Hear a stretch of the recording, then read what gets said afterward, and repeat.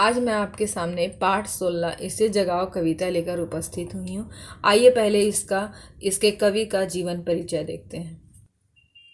इस पाठ के कवि भवानी प्रसाद मिश्र हैं। इनका जन्म 29 मार्च 1914 में तथा इनकी मृत्यु 20 फरवरी 1985 ईस्वी में हुई थी। ये हिंदी के प्रसिद्ध कवि एवं गांधीवादी विचारक थे। गांधी दर्शन का प्रभाव तथा उनकी झलक उनकी कविताओं में साफ देखी जा सकती है। इनका प्रथम संग्रह गीत फरोश अपनी नई शैली और उद्भावनाओं एवं नए पाठ प्रवाह के कारण अत्यंत लोकप्रिय हुआ। प्यार से लोग इन्हें भवानी भाई कहकर भी संबोधित किया करते थे। अब देखते हैं इस कविता को। कविता एक बार पहले पढ़ लेते हैं, उसके बाद मैं उसकी व्याख्या बताती हूँ। भाई सूरज जरा इस आदमी को जगाओ, भाई पवन जरा इस आदमी को हिलाओ। यह आदमी जो सोया पड़ा है, जो सच से बेखबर सपनों में खोया पड़ा है। भाई पंछी इसके कानों पर चिल्लाओ, भाई सूरज जरा इस आदमी को जगाओ। तो ये कविता सुनकर ही समझ में आ गया होगा आपको। इसमें भवानी प्रसाद मिश्र हैं, वो एक आदमी के माध्यम से हमें बताना चाहते हैं कि जो यह व्यक्ति सोया हुआ है वह अपने सपनों में खोया पड़ा है। इसलिए वह सूरज से अनुरोध करते हैं कि सूरज अपनी तुम तेज गर्मी से इस आदमी को जगाओ। वह पवन से जिसकी गति हमेशा तेज होती है, जो हमेशा अपनी गति के लिए पहचानी जाती है, उससे यह अनुरोध करते हैं कि हे पवन तुम अपने तेज प्रवाह से इस व्यक्ति को हिलाकर उठा दो। वह इससे कहते हैं कि वह जो सच से बेखबर हो गया है, जो सपनों में खोया पड़ा है और सच को अभी जो भूल गया है, जो जीवन की सच्चाई होती है कि उसे मेहनत करके परिश्रम करके अपनी मंजिल तक पहुंचना है, वह उस बात को वह भूल चुका है, वह सपनों में खो गया है। इसलिए यहाँ पर कवि कहते हैं कि इस व्यक्ति को जगाओ। वह पंछी से अनुरोध करते हैं कि उसके कानों में जाकर, जो अपनी मधुर ध्वनि के लिए जानी जाती है, यहाँ पर पंछी से अनुरोध करते हैं कि तुम उसके कानों में जाकर चिल्लाओ। आगे देखते हैं। भाई सूरज जरा इस आदमी को हिलाओ, वक्त पर जगाओ, नहीं तो जब के बेवक्त जागेगा या तो जो आगे निकल गए हैं उन्हें पाने घबरा के भागेगा या। घबरा के भागना अलग है, क्षिप्र की गति अलग है। क्षिप्र तो वह है जो सही क्षण में सजग है। सूरज इसे जगाओ, पवन इसे हिलाओ, पंछी इनके कानों पर चिल्लाओ।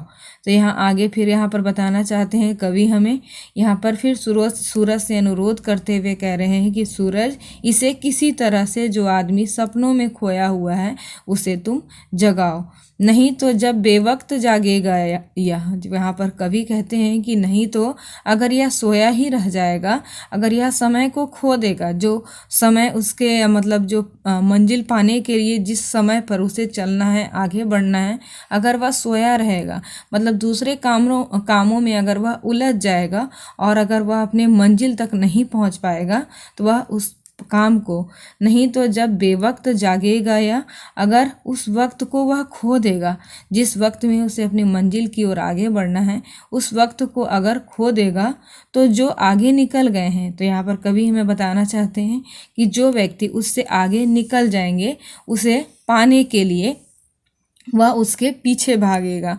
घबरा के भागेगा या। घबरा के भागना अलग है, क्षिप्र की गति अलग है। यहाँ पर कवि कहते हैं कि जो व्यक्ति आगे निकल चुका है, उसे पाने के लिए, वह उसे पकड़ने के लिए, उसके आगे निकलने के लिए अगर वह भागेगा तो वह घबरा कर भागना अलग है। यहाँ पर कवि कहते हैं कि किसी भी मंजिल तक, मतलब अचानक से जाकर जो बेवक्त यह जागेगा, तो वहाँ तक जाने के लिए जब वह किसी भी कार्य को जल्दी से करेगा, मतलब उस कार्य को उसके सही तरीके से अगर वह नहीं करेगा, तो वह काम उसका सही तरीके से नहीं हो पाएगा। क्षिप्र की गति अलग है। क्षिप्र मतलब तेज, गतिशील के लिए बोला गया है। तो जो व्यक्ति हमेशा गतिशील रहता है, जो निरंतर अपने समय पर हर कार्य को करता है, तो यहाँ पर कवि कहते हैं कि जो लगातार व्यक्ति व्यक्ति गतिशील रहता है, लगातार अपने कार्य को करते रहता है, उसकी गति अलग होती है। और किसी चीज़ को क्षिप्र तो वह है जो सही क्षण में सजग है, क्योंकि गतिशील व्यक्ति हम उसे ही कह सकते हैं जो सही क्षण में, सही समय में सजग रहता है, सतर्क रहता है, मतलब सही समय पर अपने कार्य को करता है। सूरज इसे जगाओ, पवन इसे हिलाओ, पंछी इनके कानों पर चिल्लाओ।